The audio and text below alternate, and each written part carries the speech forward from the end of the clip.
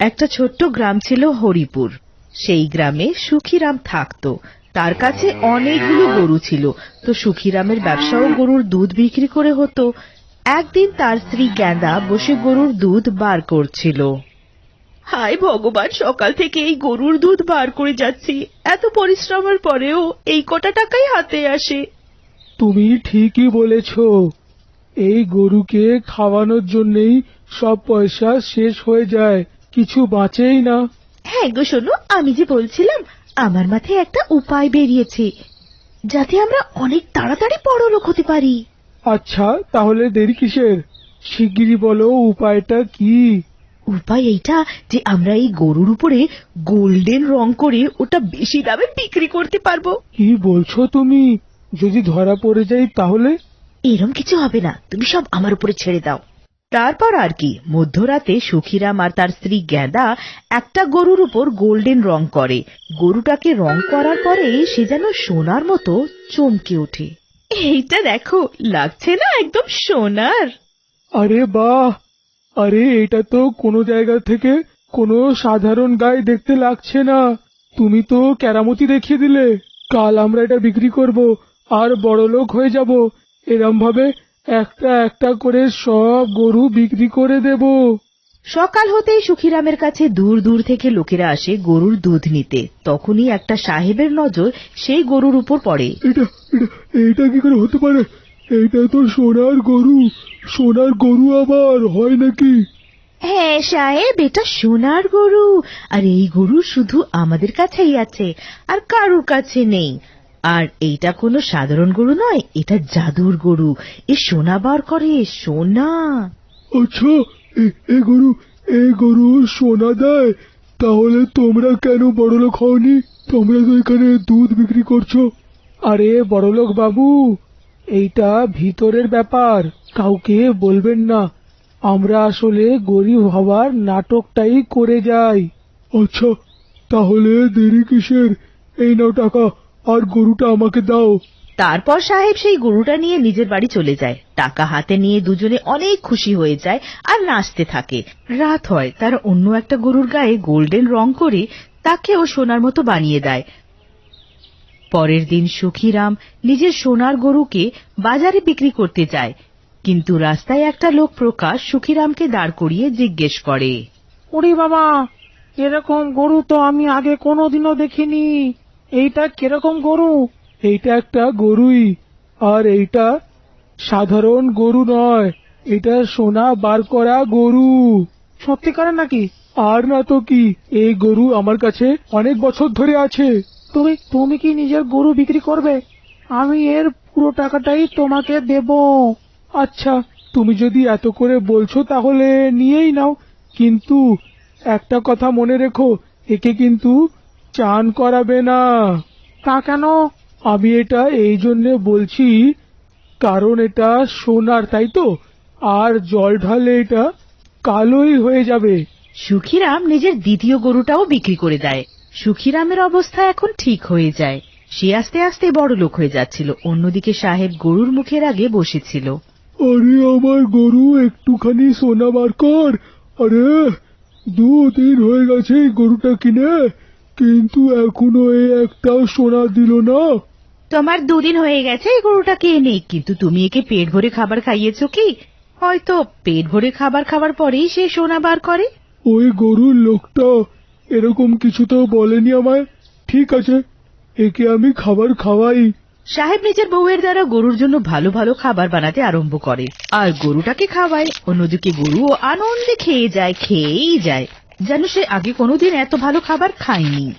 আরে ভগবান, এ গরু সোনা তো নয়, কিন্তু খেয়ে দে গোবরের পর গোবর, গোবরের পর গোবর দিয়েই যাচ্ছে। তারপর আর কি, সাহেব অনেক রেগে যায়। রাগের মাথায় সাহেব গরুর উপরে বসে যায় আর জোরে জোরে লাফাতে থাকে। আরে কি শয়তান গরু রে, এত লাফানোর পরেও সোনা বার করে দিচ্ছে না। তাছাড়া এই গরুটা সারা বাড়িতে দুর্গন্ধ ছড়িয়ে দিয়েছে। সারা বাড়িতে নাক বন্ধ করে ঘুরতে হচ্ছে। অন্যদিকে প্রকাশের সাথেও সেই একই অবস্থা ছিল। সে গরুটাকে আদর করে বলে, আজ থেকে তুমি আমার পরিবারের সদস্য। তুমি অনেকই মিষ্টি দেখতে, তুমি মিষ্টি তো, তাই জন্য আমি তোমার নাম মিষ্টি রাখবো। আচ্ছা, আমাকে সোনা বার করে দাও।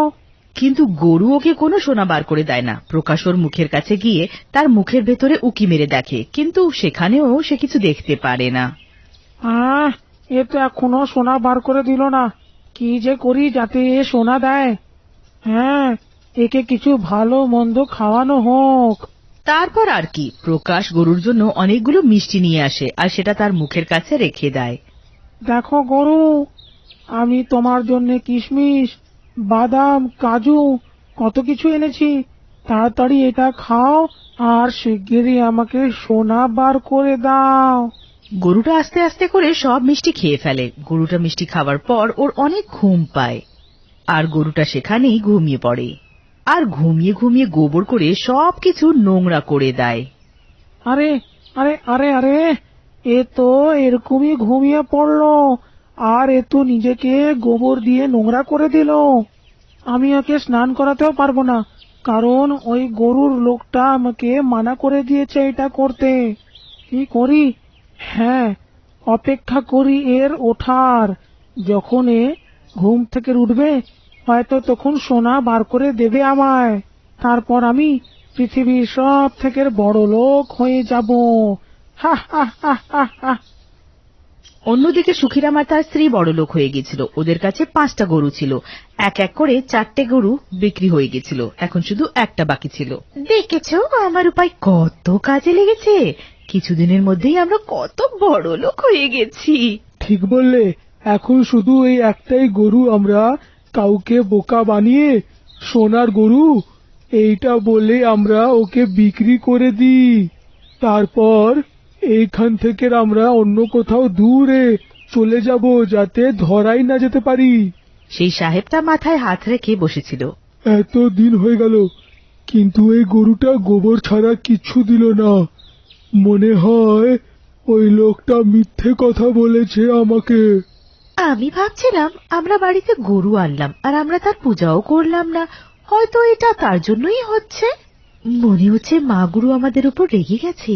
তুমি একটা কাজ করো, একে গিয়ে নদীতে স্নান করিয়ে আনো, তারপর আমরা এর পুজো করব। ওহো, কিন্তু এই গরুর লোকটা মানা করেছে একে যেন চান না করায়। নদীর জলে এই গরুর কিছু হবে না, কারণ নদীর জল একদম শুদ্ধ হয়।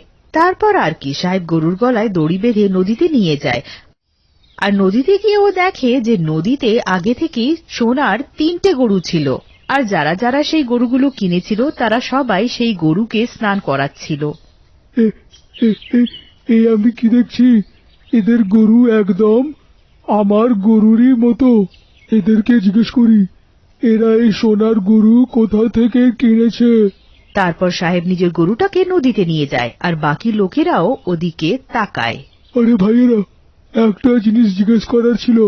আমার কাছে যে গরু আছে এরকমই আছে, তোমাদের কাছেও কি সোনার গরু আছে? হ্যাঁ, আমিও তাই ভাবছিলাম, আমাদের মতন গরু আপনার কাছে। কিন্তু ওই লোকটা তো বলেছিল এই সোনার গরু শুধু ওর কাছেই আছে আর কারুর কাছে নেই। হ্যাঁ, আমাকেও তাই বলেছিল ওরা। এই গরুটা অনেক নোংরা হয়ে গেছিল, তাই আমি নদীতে নিয়ে চান করাতে এলাম। কিন্তু এইখানে এসে দেখলাম আপনাদের কাছেও একই সোনার গরু আছে। তারপর তারা সবাই জানায় যে প্রত্যেকে সেই গরুওয়ালার কাছ থেকে সেই গরুটা কিনেছে। কিন্তু ও আমাদের মিথ্যে কথা কেন বললো? এতটা বলার পরে তারা দেখে যে তাদের সবার গরুর গোল্ডেন রংটা জলের সাথে ধুয়ে পড়ে যাচ্ছে। হ্যাঁ, এ কি ভাইয়েরা, এই দেখো প্রতারণা হয়েছে। এই দেখো সবাই। তোমরা ঠিক বললে, আমার গরুরও রংটা নেমে যাচ্ছে। দেখতে দেখতে পুরো গরুটা সাদা রঙে পরিণত হয়ে যায়। এর আগে অন্য কাউকে এরা প্রতারণা করুক, আমাদেরকে এদেরকে ধরতে হবে। তখনই সবাই নিজের গরুটা নিয়ে তার বাড়িতে পৌঁছে যায়। থামো থামো রে, এইটা প্রতারণা করছে। আরে এটা সোনার গরু নয়, এর উপরে সোনার রং করে দিয়েছে এরা দুজন। প্রধান পাশের বালতির জলটা গরুর উপর ঢেলে দেয়। জল পড়ার সঙ্গে সঙ্গেই গোল্ডেন রংটা ধুয়ে পড়ে যায়। আমরা লোভী হয়ে গিয়েছিলাম, তাই এরম করলাম, আমাদের ক্ষমা করে দাও, আর কোনোদিন এরম করব না। তারপর তারা সবাইকে তাদের টাকাটা ফেরত দিয়ে দেয়।